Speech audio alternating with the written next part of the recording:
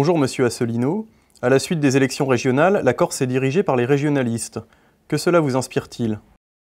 Eh bien bonjour à toutes et à tous. Nous sommes aujourd'hui le samedi 26 décembre 2015. Alors, le scrutin en Corse, je crois que j'en avais déjà parlé dans le dernier entretien d'actualité. C'est nécessaire en effet d'y revenir. D'abord pour rappeler quand même que si ce sont des autonomistes, régionalistes, en fait il faut lâcher le mot, des indépendantistes.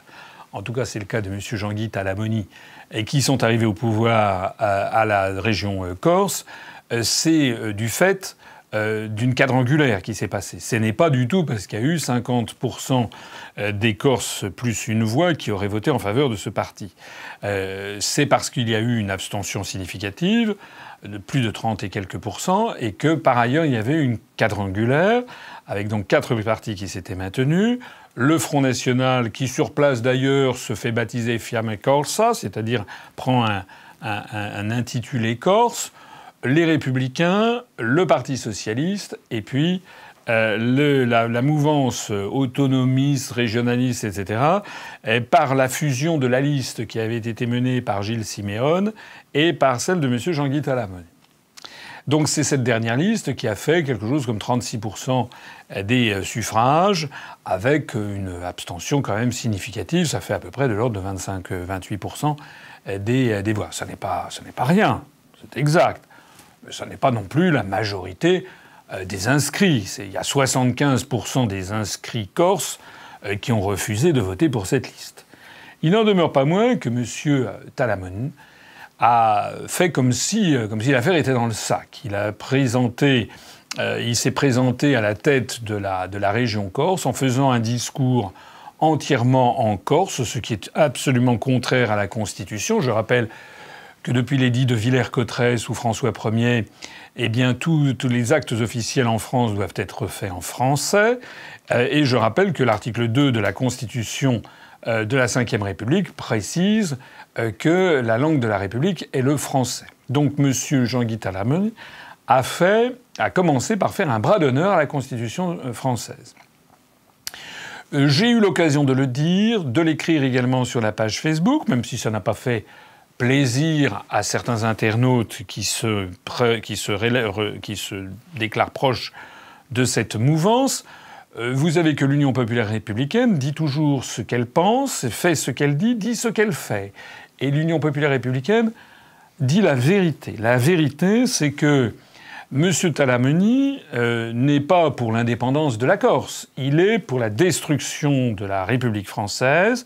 Il est pour que l'île de Corse soit indépendante, entre guillemets, dans le cadre de l'Union européenne, c'est-à-dire soit complètement soumise à l'impérialisme anglo-saxon. D'ailleurs, il se prévaut du fameux Pascal Paoli, n'est-ce pas, qui était le leader des indépendantistes corses, qui a été battu à la bataille de Pantenovo en 1768. Alors je sais bien que il y a dans l'île à Corté, il y a une université où l'on chauffe à blanc, ce qui est d'ailleurs incroyable. On chauffe à blanc la haine et l'hostilité contre la France dans cette université où l'on fait croire que Pascal Paoli était un grand libérateur. Pascal Paoli, c'était en fait le représentant des intérêts anglais en Corse. L'Angleterre voulait en fait mettre la main sur la Corse à la fin du XVIIIe siècle, comme elle avait mis la main sur Gibraltar avec le traité d'Utrecht de 1713 clôturant la guerre de succession d'Espagne, comme elle avait mis la main sur Malte, comme elle avait mis la main sur Chypre, comme elle voulait mettre la main un petit peu sur toutes ces escales à l'intérieur de la Méditerranée pour en faire un lac britannique. Alors, Monsieur Talamoni, donc, qui d'ailleurs, lorsqu'il a déjà été dans des fonctions, il a déjà été élu à l'Assemblée de Corse, il était déjà responsable des questions européennes. Et d'ailleurs, M. Talamoni a les yeux de Chimène pour la construction européenne. Je crois qu'il y a une identité européenne. Nous sommes aussi engagés dans la construction de l'Europe. C'est même notre voie vers l'indépendance, l'Europe. Nous pensons qu'avec un mouvement en faveur d'un pouvoir local et un mouvement en faveur d'un pouvoir européen, la tutelle française, qui est l'espace politique intermédiaire, a vocation progressivement à disparaître. Vous ne trouverez jamais, chez ces indépendantistes de pacotille, vous ne trouverez jamais une critique substantielle de ce qu'est la construction européenne, du rôle des États-Unis d'Amérique dans la construction européenne. Jamais ils ne vous expliqueront que déjà la France a les plus grandes difficultés à tenir tête à l'impérialisme américain, puisque malheureusement nous avons été infiltrés au plus haut niveau de l'État, nous avons des traîtres à la nation. Mais la France par elle-même pourrait tenir tête, on l'a vu du temps de Charles de Gaulle, du temps même encore de Georges Pompidou, même encore du temps de Jacques Chirac, lorsqu'en 2003 il avait fait le discours à l'ONU pour s'opposer à la guerre illégale en Irak. Il est bien évident que si par malheur la République française venait à éclater, on imagine que trop bien ce que deviendrait la Corse au sein de l'Union européenne. Elle ne pèserait même pas le poids de Malte. Voilà, ce serait le rouleau compresseur américain, sans compter bien entendu le règne des promoteurs immobiliers, de la concussion, etc., etc. Alors j'ai écrit tout ceci, on est d'ailleurs soutenu par une très grande majorité de Français, y compris de nos concitoyens vivant en Corse. Nous avons des adhérents en Corse qui nous soutiennent, certains nous ont d'ailleurs fait des dons après ces déclarations.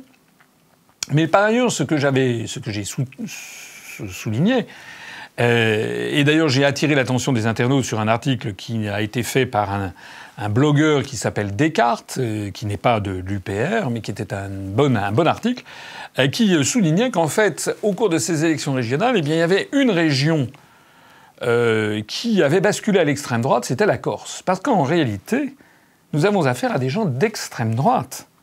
Le discours qu'ils tiennent est un discours exactement, un discours nationaliste, xénophobe, racialiste, considérant que il faudrait désormais que pour pouvoir acheter des propriétés en Corse, ce serait des Corses de souche, ou en tout cas qui aient vécu sur place pendant un certain nombre d'années, l'imposition de la langue corse, considérer les Corses comme différents du peuple français, ce qui est absolument honteux. C'est contraire à une décision explicite du Conseil constitutionnel de la République française de 1991. Il faut également rappeler que les Corses ne sont pas les derniers, les habitants de la Corse ne sont pas les derniers à occuper dans l'appareil d'État, en particulier au ministère de l'Intérieur, mais pas seulement, à occuper, ou dans d'autres ministères, des fonctions tout à fait éminentes. C'est comme tous ces gens qui nous disent, voilà, les Bretons sont colonisés par la France. Mais qui était Premier ministre il y a encore récemment? C'était bien M. Jean-Marc Ayrault, qui est, paraît-il, breton. Qui est actuellement le ministre de la Défense de la France? C'est bien M. Le Drian, qui est, paraît-il, breton. Donc qu'est-ce que c'est que ça? C'est les autres Français qui devraient dire qu'ils sont colonisés par des Bretons? Non. Bref, ça suffit comme ça. Il y a un peuple français composé de gens vivant en Bretagne, d'origine bretonne, d'origine corse, d'origine alsacienne, d'origine languedocienne, d'origine picarde, etc.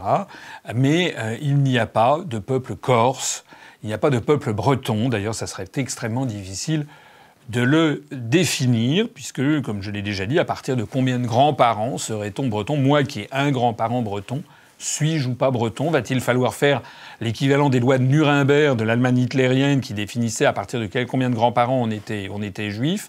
Va-t-il falloir faire effectivement à partir de combien de grands-parents on deviendrait corse ou on deviendrait breton? Tout ça est absolument nauséabond. C'est d'autant plus nauséabond que j'ai souligné sur la page Facebook et sur le site internet, c'était il y a maintenant plus de 48 heures, que les graffitis qui prolifèrent en Corse contre les Français, i francesi fora, ça veut dire dehors les Français, s'accompagne également de beaucoup de graffitis avec marqué arabi fora, c'est-à-dire dehors les Arabes. C'est-à-dire qu'il ne s'agit pas de chasser uniquement les Français, il s'agit aussi de chasser les Arabes, les Métèques, les étrangers, les Africains, etc. Donc nous avons bien affaire à un mouvement d'origine, d'idéologie tout à fait d'extrême droite. La seule chose d'ailleurs qui ne soit pas marqué fora, qui ne doit pas sortir, ce sont les aides sociales versées par la République française et les transferts financiers considérables, notamment versés par l'intermédiaire de l'Union européenne. Ça, là, les autonomistes ne sont pas contre le fait de recevoir ces fonds payés par la collectivité nationale. Je me rappelle d'ailleurs, il y a quelques décennies, il y avait Raymond Barre qui avait fait scandale en soulignant que le coût en milliards de francs que coûtait la Corse à la République française, ce qui était d'ailleurs une déclaration tout à fait scandaleuse également, puisque la France, la République, ne doit pas faire de différence entre ses enfants et entre ses régions. C'est ce qu'on appelle la solidarité nationale. Eh bien, à peine avais-je écrit ceci, donc il y a 48 heures, que la suite des événements, malheureusement, m'a donné raison. Et que l'on voit aujourd'hui même, hier et aujourd'hui, on a vu des émeutes comme on n'avait jamais vu, je crois, en Corse, qui se sont traduites notamment par des blessés parmi les forces de l'ordre et parmi des pompiers, ce qui est quand même absolument scandaleux, et également par le saccage d'une salle de prière musulmane avec des Corans brûlés. Enfin, ça rappelle un petit peu... je ne veux pas comment dirais-je, pousser trop loin la comparaison, mais tout ça n'est pas bon. Tout ça, ça fait penser à des autodafés, ça fait penser à des choses qui ne sentent pas bon. Il faut donc rétablir l'ordre républicain en Corse. Et rétablir l'ordre républicain en Corse, ça passe d'abord par ne pas accepter que M. Talamini, qui ne représente qu'une infime minorité des Corses, d'ailleurs lui-même, la liste qu'il avait menée avant de fusionner avec celle de Simeoni, avait fait, je crois, quelque chose comme 9% des suffrages au premier tour, eh bien, il ne faut pas que M. Talamini se sente et se prétende représentant de l'ensemble des électeurs corses. C'est un mensonge éhonté. Et dans ces conditions, alors j'ai vu que M. Valls, le Premier ministre, a téléphoné en disant qu'il ne faut pas franchir la ligne rouge. Mais qu'est-ce que ça veut dire, ça ? Il ne faut pas franchir la ligne rouge, gna gna gna gna gna. Non, quand un élu viole la Constitution, il doit être sanctionné. Et donc, il est grand temps maintenant que le pouvoir central parisien mette les points sur les i sur cette question, et qui est, à certains égards, malheureusement prémonitoire de ce qui va se passer. Je rappelle que l'UPR est le seul mouvement politique français à avoir, au cours des élections régionales, attiré l'attention des Français sur le sujet le plus grave de ces élections régionales, c'est-à-dire justement sur la montée des régionalismes et le risque d'éclatement de la République française. Il faut savoir, et je le répète, parce que beaucoup de Français ne le savent pas, qu'il y a un travail de sape constant qui est fait en Corse par les médias locaux, par l'université de Corté, financée par fonds publics. Pareil en Bretagne. Monsieur Patrick Lelay, l'ancien PDG de TF1, expliquait lui-même qu'il voulait une Bretagne indépendante et que la France était l'ennemi à abattre. PDG de TF1. Il y a dans en Alsace, un petit peu partout, il y a des forces qui sont largement soutenues par les médias locaux et qui sont là pour pousser à la dislocation de la République française. J'ai eu l'occasion d'expliquer, nous aurons l'occasion d'y revenir dans les mois qui viennent, parce que malheureusement cette situation va s'aggraver. J'ai eu l'occasion d'expliquer que c'est malheureusement une constante dans notre histoire. Lorsque le pouvoir central s'affaiblit en France, il y a des forces extérieures. On l'a vu au long de notre histoire, avec notamment l'Angleterre, mais aussi l'Allemagne hitlérienne, et puis les États-Unis d'Amérique, qui sont là pour essayer de pousser à la dislocation de la République française. C'est la raison pour laquelle les événements actuels ne doivent pas être pris à la légère. Ce qui est en cause, c'est l'unité nationale, l'unité et l'indivisibilité de la République française. Que pensez-vous de la réforme constitutionnelle ? Alors la réforme constitutionnelle, j'avais déjà eu l'occasion d'en parler la dernière fois, c'est tout à fait anormal que cette réforme ait été décidée. Alors elle n'a pas été votée, parce qu'il faut que ça soit fait dans des formes particulière. Je rappelle que pour que la Constitution soit modifiée en France, il y a deux procédures. Il y a la procédure normale de l'article 11 et la procédure de l'article 89. Donc normalement, ça devrait se faire par référendum du peuple français.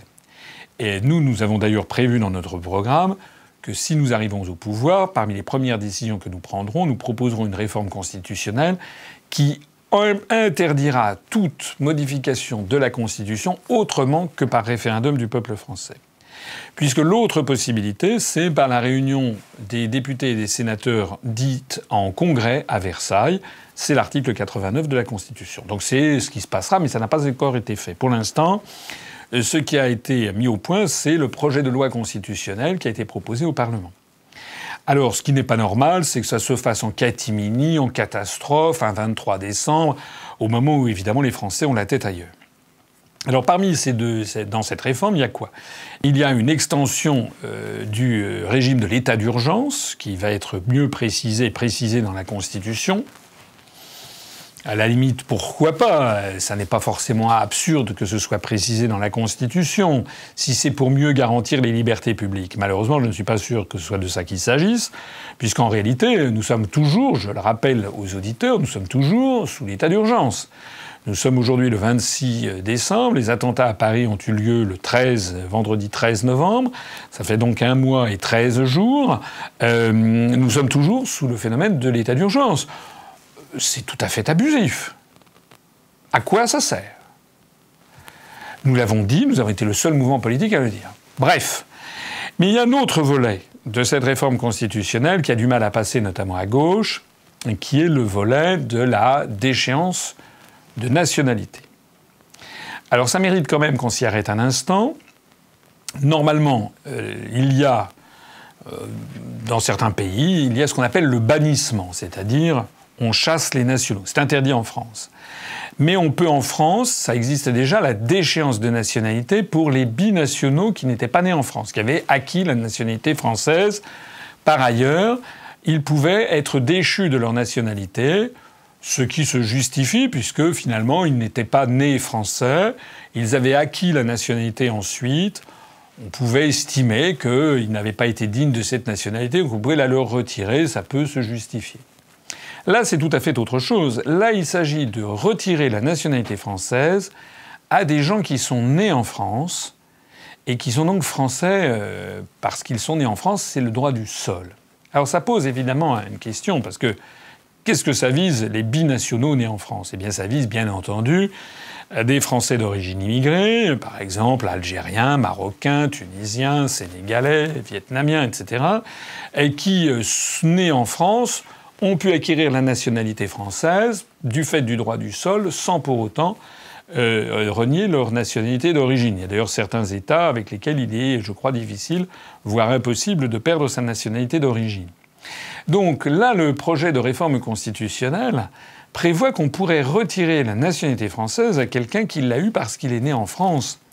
Donc là où ça pose quand même un véritable problème éthique et juridique, c'est que, mine de rien, on introduit deux qualités de Français. Il y a les Français qui sont les Français de souche, ceux qui ne sont pas binationaux, ceux qui sont de nationalité française par filiation depuis un certain nombre de générations. Et puis, il y a les Français qui sont Français parce qu'ils sont nés en France et du fait du droit du sol, mais qui ont une autre nationalité.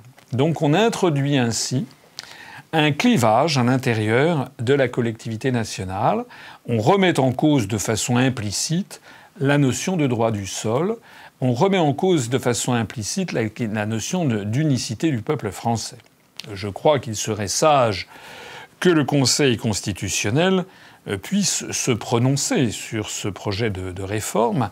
En attendant, moi je trouve, à titre personnel, je trouve que cette réforme est très malvenue, parce que d'abord, elle ne réglera en rien les problèmes conjoncturels, les problèmes de terrorisme. Ce n'est pas parce que les terroristes en question avaient la nationalité française qu'ils n'allaient pas commettre des actes terroristes. Deuxièmement, ça va dans le sens nauséabond de ce qui est suggéré de plus en plus dans l'opinion publique, qu'il y aurait des Français de seconde zone. Et suivez mon regard. En fait, il s'agit de faire la cour aux idées racistes du Front National. Moi, je rappelle que la meilleure façon de lutter contre le terrorisme, je rappelle que c'est d'abord et avant tout de rendre aux Français, quelles que soient leurs origines, quelles que soient leurs convictions politiques, religieuses ou autres, l'envie d'être et la fierté d'être français. L'envie et la fierté d'être français, il faut pour cela que la France soit un pays désirable, respectable, enviable, que l'on ait envie d'être français, que l'on ait la fierté de se dire français, que l'on ait envie de défendre sa patrie. Et ceci va découler de quoi? Ça va d'abord découler du respect que l'on portera à ses dirigeants.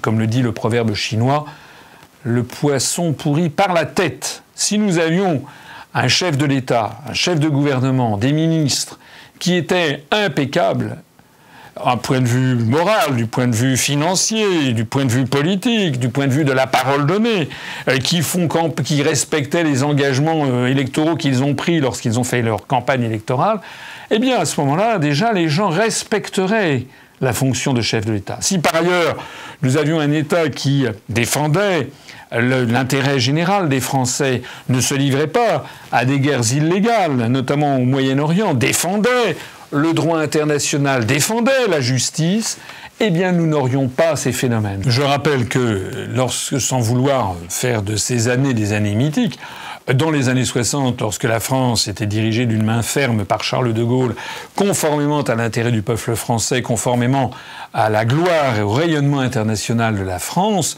eh bien il n'y avait pas de ce genre de dérive. Voilà. Donc ce que nous disons, c'est que plutôt que de prendre ce genre de mesures, qui sont en fait des mesures qui vont dans le sens de la dénonciation d'une espèce de pseudo-ennemi de l'intérieur, qui vont dans le sens de créer des espèces de Français à plusieurs vitesses, qui vont, lâchons le mot, dans le sens de donner du carburant à une future guerre civile, eh bien tout ceci n'est pas raisonnable. C'est la raison pour laquelle je pense que cette réforme constitutionnelle n'est pas bonne. Et quand je dis ça, ça n'est pas faire preuve le moins du monde de laxisme vis-à-vis, bien entendu, des délinquants et des terroristes. D'ailleurs, s'agissant de laxisme en matière de justice, le gouvernement français actuel n'a pas de leçon à donner quand on voit le très grand nombre de gens qui, finalement, n'effectuent même pas les peines de prison qu'ils ont. Ou je pense aussi à cette députée socialiste qui a un bracelet, à l'Assemblée nationale parce qu'elle a été condamnée pour corruption à de la prison, mais elle est en appel, etc. Bon, voilà, ça c'est le gouvernement socialiste. Il ferait mieux de balayer devant sa porte et de rester fidèle aux grandes valeurs républicaines, sans donner si peu que ce soit, dans le sens de la division entre les Français.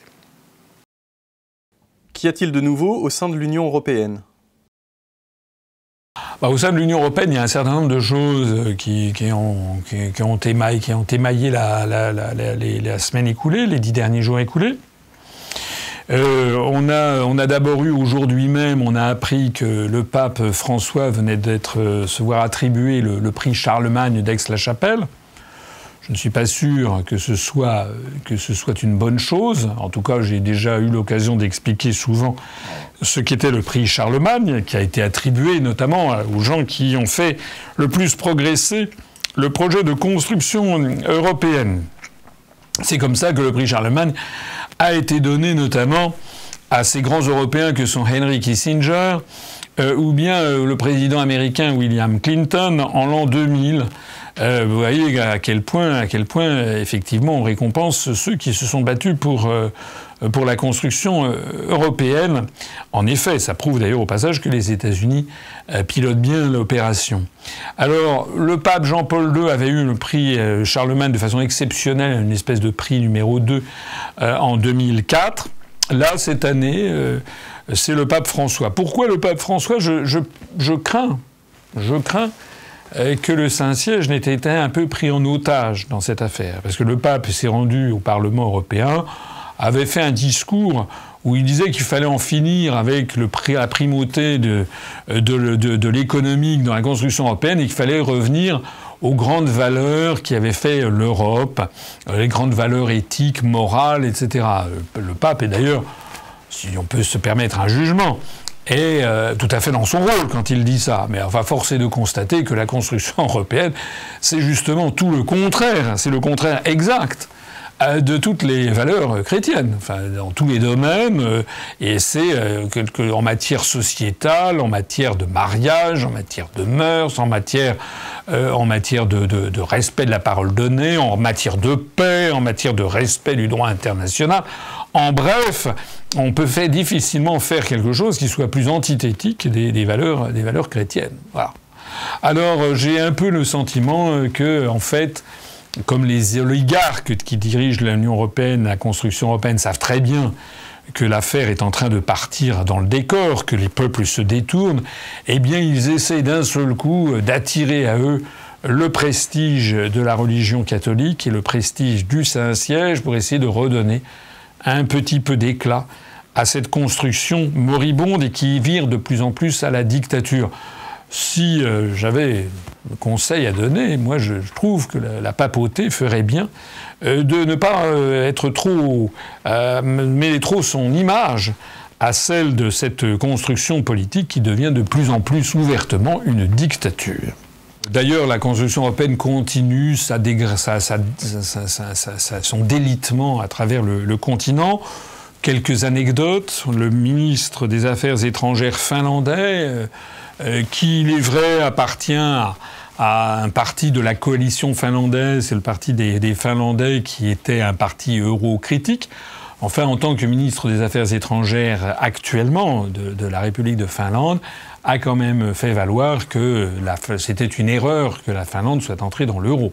Pour un ministre des Affaires étrangères en exercice d'un pays membre de la zone euro, c'est quand même assez rare qu'il y ait ce genre d'aveu en public. On a appris, là il y a eu l'agence Bloomberg de New York qui a fait à l'occasion de cette période de fin d'année des scénarios sur l'année 2016 et qui ont envisagé certains scénarios. Alors ça c'est pour la petite histoire. Ils ont envisagé l'hypothèse que le Royaume-Uni, puisqu'il paraît-il que le référendum sur la sortie du Royaume-Uni de l'Union européenne se tiendra en juin 2016. Donc, eh bien, l'agence Bloomberg a estimé qu'il y avait une probabilité faible, mais pas nulle, que le Royaume-Uni sorte de l'Union européenne. Ils l'ont chiffré, je crois, à 3 ou 4 sur 10, ce qui n'est pas nul. Mais ce qui est assez drôle, c'est qu'ils ont estimé que la gravité de cette opération serait en fait absolument, quasiment nulle. 1 sur 10, ils ont chiffré la gravité si le Royaume-Uni sortait de l'Union européenne, et ils ont expliqué cela au motif que, eh bien, il y aurait que le Royaume-Uni n'appartenait pas à la zone euro, que de toute façon, il restait lié au reste de l'ensemble des pays du monde. Enfin bref, en fait, l'agence Bloomberg a dit à peu près ce que je dis, moi, lorsque je dis que nous pouvons sortir de l'Union européenne et que ça ne sera pas l'apocalypse. Bon, il y a aussi au Danemark, toujours dans l'Europe du Nord, un référendum qui a eu lieu, je crois que c'était le 3 décembre dernier, c'est un oubli, je crois que je n'en avais pas parlé lors des entretiens antérieurs.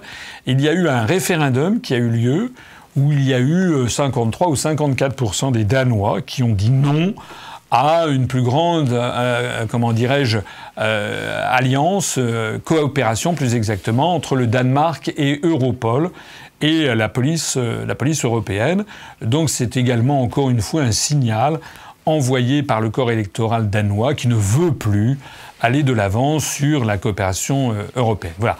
Alors tout ça, ce sont des éléments qui montrent que, ma foi, chaque mois qui passe, c'est un petit peu de la crédibilité même de l'ensemble de la construction européenne qui est en train de s'affaiblir et de partir en morceaux. On ne va pas le regretter. Et que pensez-vous des élections en Espagne ? J'ai parlé de l'Europe du Nord. Effectivement, en Europe du Sud, il y a eu des élections. Enfin, en Europe du Centre, il y a eu les élections françaises. On en a longuement parlé. Et puis, il y a eu des élections en Europe du Sud. Là, c'était des élections législatives. C'était plus important que les élections régionales qui ont eu lieu en France, même si dans un cas comme dans l'autre, il s'agissait d'élections nationales. Alors, qu'est-ce qui s'est passé dans les élections en Espagne ? Eh bien, il s'est passé qu'en fait, c'est un peu la Bérésina parce que le pays est devenu ingouvernable. En réalité, le parti au pouvoir, le Partito Popolare de Mariano Rajoy, n'a plus les moyens de gouverner seul. Il a perdu un certain nombre de sièges. Il n'a pas les moyens de gouverner seul. Il pourrait, la logique voudrait qu'il quittât le pouvoir, ce qui est d'ailleurs assez logique, puisque systématiquement, en gros, les électeurs chassent les sortants à toutes les élections, à travers tous les pays du monde, à travers tous les pays de l'Union européenne. Mais néanmoins, il a fait un score suffisant, et puis ses compétiteurs ont fait un score suffisamment mauvais pour qu'il puisse encore éventuellement envisager de se maintenir. C'est qui les compétiteurs ? C'est notamment le Parti socialiste, qui a fait un score tout à fait médiocre. C'est le plus mauvais score du Parti socialiste, du PSOE, depuis de nombreuses années. Ce qui n'est pas brillant pour le prétendu parti d'opposition.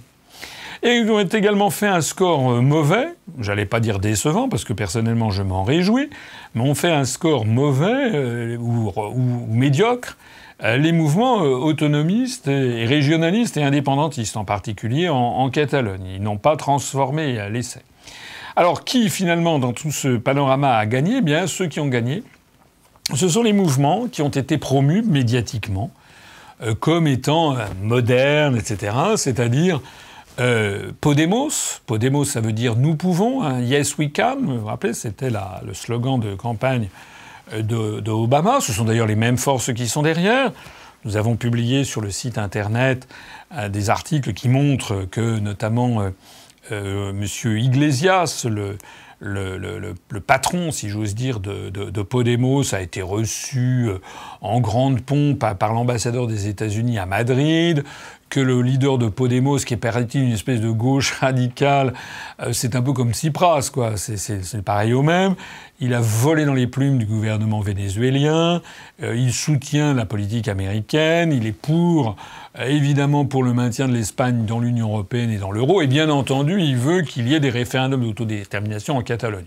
Donc Podemos, c'est le type même du parti leur, promu par les intérêts euro-atlantistes et carrément américains d'ailleurs, puisque l'ambassade des États-Unis à Madrid ne se cache même plus, n'en déplaise à Madame Ornella Guyet, à Monsieur Rudi Reichstadt, pour lesquels je leur fais un petit coucou, n'est-ce pas ? Voilà, c'est encore le conspirationniste de service. Je suis désolé, mais Monsieur Iglesias a bien été reçu par l'ambassadeur des États-Unis à Madrid. Eh bien donc, Podemos a vu effectivement, il a réussi à rafler, je crois, 17% des suffrages, une cinquantaine de députés. On va voir ce que ça va donner. C'est du pipeau. C'est un programme qui n'a ni queue ni tête. C'est exactement du Tsipras, c'est-à-dire on va tout changer. Mais en pratique, on ne change rien, puisqu'on ne touche pas aux sujets fondamentaux, qui est l'appartenance à l'Union européenne, le respect des traités, le respect des décisions de la Commission, le respect de l'euro, le respect de l'OTAN. Voilà. Et puis l'autre force qui a un peu grimpé également, c'est Ciudadanos, ça veut dire citoyen, qui est un truc alors plutôt à droite, avec un leader très BCBG, costume, cravate, le physique du gendre idéal, et qui donc lui aussi a fait un bon score. Lui aussi, il a été promu comme une publicité, comme les publicités promeuvent des nouvelles lessives. Voilà. Alors, ce que je dirais de tout ça, c'est que malheureusement, les électeurs espagnols sont tombés un peu plus facilement dans le panneau, je pense, que les électeurs français, puisqu'ils ont cru, ils croient ce que leur disent les grands médias, malheureusement. Et donc ils pensent que les forces de renouveau, c'est Ciudadanos et Podemos, c'est Citoyens et Podemos. En fait, ce sont des leurs. Notez bien d'ailleurs que c'est exactement ce que l'oligarchie euro-atlantique atlantiste avait essayé de vendre au peuple français à partir de la fin 2013. Rappelez-vous, on avait eu le lancement d'une part de Nouvelle Donne, de M. Larrouturou, une espèce de parti socialiste régénéré à gauche. C'est exactement l'équivalent, en termes de positionnement politique de Podemos. Il y avait d'ailleurs, dans Nouvelle Donne, il n'y a rien, c'est une coquille totalement vide, comme Podemos. Les idées, c'est sur l'air des lampions, hein. C'est comme marchons à l'opéra. Il ne se passe rien. Ils disent il faut avoir des idées, on est moderne et tout, mais en pratique, il n'y a rien. Ça ne sont que on stipule pour autrui, il faut un autre euro, une autre Europe. Oui, très bien, ça on connaît le coup de l'autre Europe, n'est-ce pas ? Il faudrait en parler à Mme Merkel et à M. Cameron. Et puis, il y avait côté droit, il y avait nous, citoyens, c'est la traduction même exacte du Ciudadanos, et qui était côté droit. Voilà. Alors, je rappelle que ces deux mouvements ont été lancés par les grands médias du système, donc fin 2013. Ils ont bénéficié d'une promotion médiatique énorme, ce qui leur a permis aux élections européennes de faire un meilleur score que l'UPR. Nous avions fait 0,41% des voix, alors que ces deux mouvements avaient, comme ils passaient en boucle sur toutes les grandes chaînes de radio et de télévision, ils avaient fait 1,5 ou 2%. C'était pas des scores énormes, mais c'était quand même des scores tout à fait significatifs pour des mouvements qui avaient été créés quelques semaines auparavant et dans lesquels les programmes étaient vides de sens, puisque de toute façon, il s'agissait de rester dans l'Union européenne et dans l'euro et dans l'OTAN. Voilà. Mais il y a une justice immanente, c'est que, je crois que j'en ai parlé l'autre fois, eh bien, ni nous, citoyens, ni Nouvelle Donne n'ont été capables de présenter des listes dans toutes les régions de France, comme nous l'avons fait, de telle sorte que l'UPR a fait beaucoup plus de voix. Je rappelle qu'on a fait 190 000 suffrages au niveau national.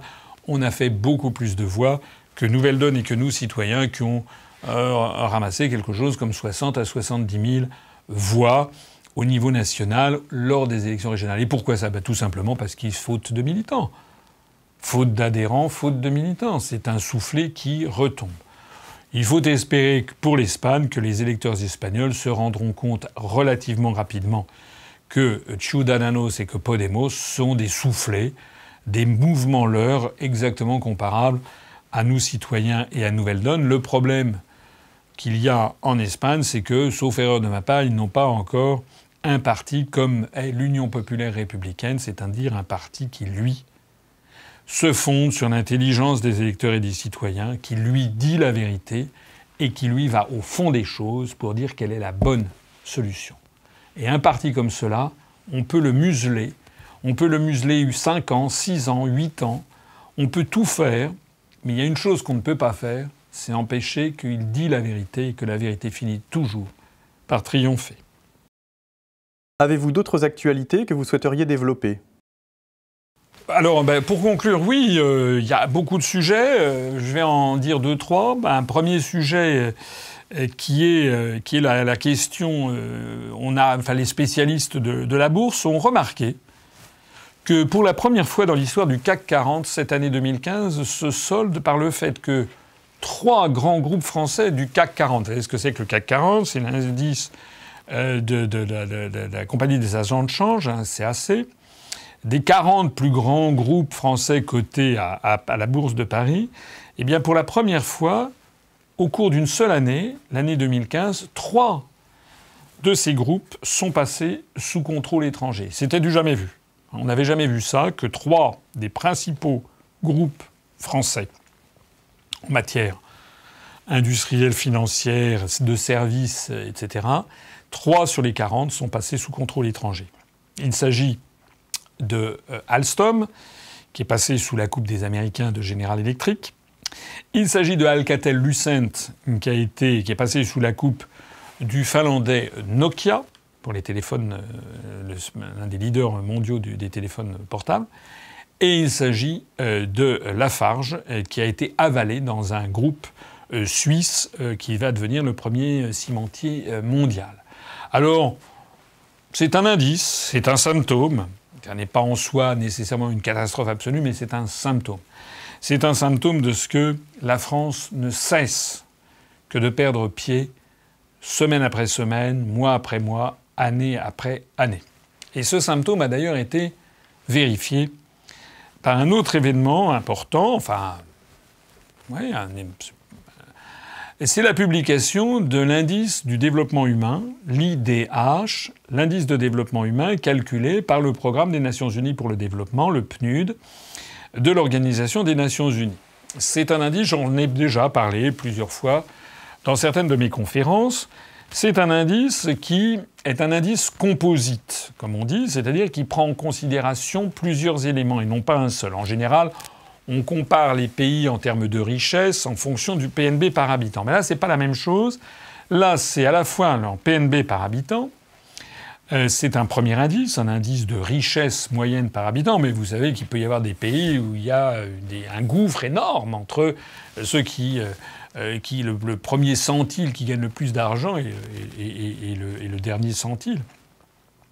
Donc ça, c'est le premier indice. Le deuxième indice, c'est l'espérance de vie à la naissance, qui témoigne de la qualité notamment du système hospitalier, du système sanitaire d'un pays. Donc ça témoigne évidemment de la qualité des infrastructures générales de l'État. Et puis il y a également un autre indice qui est l'indice d'éducation, qui mesure notamment le nombre de pourcentage de la population qui est encore en train d'apprendre, qui est encore étudiant à l'âge de 25 ans. Alors, c'est un indice qui est calculé par le Programme des Nations Unies pour le développement, donc au niveau planétaire, et qui, à partir de cet indice composite, permet de classer l'ensemble des pays du monde selon cet indice dit de développement humain, qui a le mérite d'essayer de faire ressortir les pays les plus développés au monde, ceux où l'on vit le mieux. C'est-à-dire pas seulement ceux où la richesse nationale par habitant est importante, mais où c'est confirmé par un fort pourcentage de jeunes qui sont encore dans le système estudiantin universitaire à 25 ans. Et c'est confirmé également par l'espérance de vie à la naissance qui témoigne de tout un appareil de protecteur et social à l'intérieur de l'État. Alors qu'est-ce que l'on a appris il y a quelques jours? Eh bien, il y a quelques jours, l'indice de développement humain pour l'année 2015 vient de sortir. Et on a appris 2-3 éléments importants.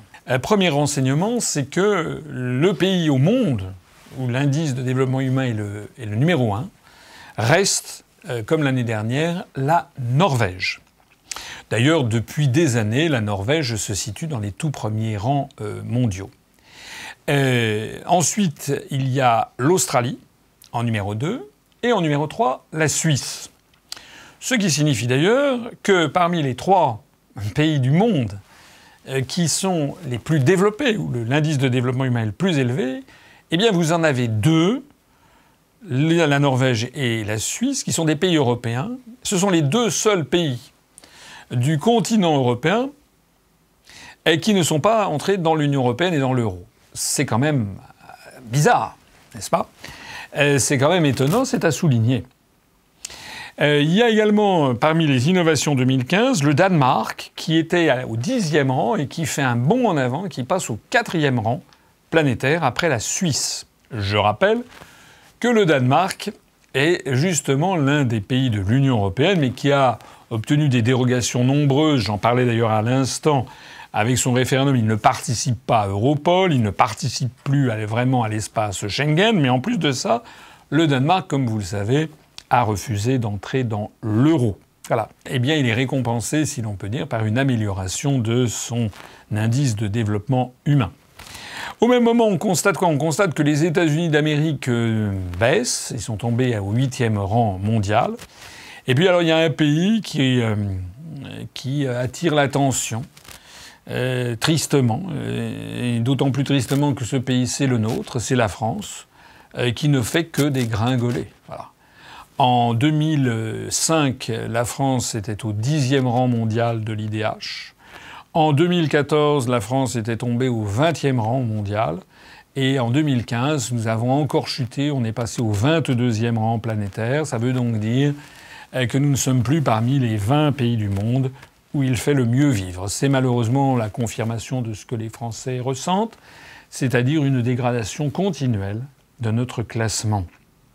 Au passage, cela devrait quand même donner à réfléchir à tous ceux qui nous ont vendu la construction européenne, notamment le traité de Maastricht, qui, paraît-il, allait nous assurer le bonheur, plus de croissance, plus d'emplois, plus de richesse. Jusqu'à quand? Ces gens qui sont irresponsables parce qu'ils n'ont pas de réponse aux événements en cours. D'ailleurs, ils refusent de débattre avec moi. D'ailleurs, les grands médias organisent l'omerta. Il n'y a plus de débat politique. On les fait interroger par des journalistes de connivence. Il n'y a jamais à la télévision française, sur les grands médias nationaux, un véritable débat. Moi, je ne demande qu'une chose, c'est de pouvoir demander à M. Sarkozy, à M. Juppé, puisqu'il n'y en a plus que pour M. Juppé, naturellement, comme ça a été prévu par l'oligarchie, à M. Hollande, à M. Cambadélis, à M. Bayrou, tous ces apôtres, tous ces gens qui nous ont dit que si nous ne ratifions pas Maastricht, si nous ne ratifions pas Amsterdam, si nous ne ratifions pas le traité de Nice, si nous ne ratifions pas le traité de Lisbonne, la France serait vouée au déclin. C'est eux qui ont fait tout ratifier, c'est à cause d'eux que nous sommes dans ce déclin.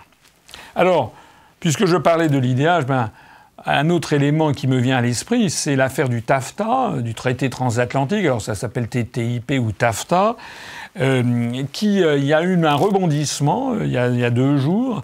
Voilà qu'un député européen du Parti socialiste belge, Marc Tabarella, et d'origine immigrée italienne, a mis les pieds dans le plat parce que ce député qui, au sein du Parlement, s'occupe des questions agricoles, s'est procuré, l'histoire ne dit pas comment, s'est procuré un document interne du ministère américain de l'Agriculture, un document qu'il l'a laissé pantois, puisque ce document explique noir sur blanc qu'en réalité, le TAFTA va jouer à l'avantage quasi exclusif des États-Unis et que les intérêts européens vont être battus en brèche. En gros, que les États d'Europe n'ont quasiment aucun intérêt à signer et à ratifier le TAFTA. Au contraire, ça risque de dégrader de plus en plus les positions agricoles des pays d'Europe. Je ne cesse, moi et d'autres, mais moi en particulier, je ne cesse de le dire depuis d'ailleurs des mois. Je rappelle d'ailleurs au passage que le tarif extérieur commun pour les produits agricoles qui entrent dans l'Union européenne venant de pays en dehors de l'Union européenne, donc le droit de douane qui est appliqué communément à l'entrée dans l'Union européenne des produits agricoles est de 13%, alors que les produits agricoles qui entrent aux États-Unis d'Amérique venant du reste du monde, le tarif pour les produits agricoles, en tout cas venant de l'Union européenne, est de l'ordre de 6%. Ce qui, c'est un calcul très simple. Si l'on abaisse des deux côtés le droit de douane, eh bien les États-Unis baisseront leur droit de douane. Pour les produits agricoles, par exemple, français arrivant aux États-Unis, les droits de douane seront abaissés de 6%, passera à 0. Mais la France sera obligée, dans le cadre de l'Union européenne, d'abaisser ses droits de douane venant des produits agricoles venant des États-Unis du tarif extérieur commun de 13%. Résultat, eh bien, c'est vite vu. Ça veut dire que les produits agricoles américains bénéficieront comme ça, à l'instant même, d'un avantage de compétitivité, comme on dit, de 7% par rapport aux produits agricoles européens et en particulier français. Alors, c'est pas la seule chose, parce que par ailleurs, on va mettre en concurrence les producteurs des pays d'Europe avec des gigantesques d'exploitation de l'agro-industrie américaine, sans compter les normes, etc., dont tout le monde est au courant.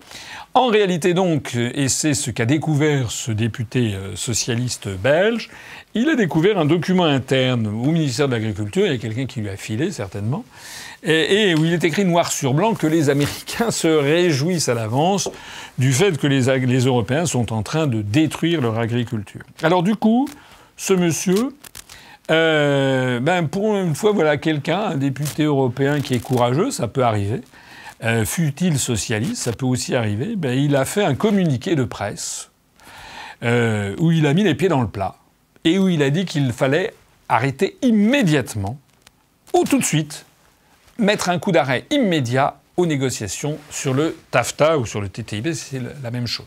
Je ne parle pas du traité TISA sur les services, mais qui est du pareil au même. Voilà.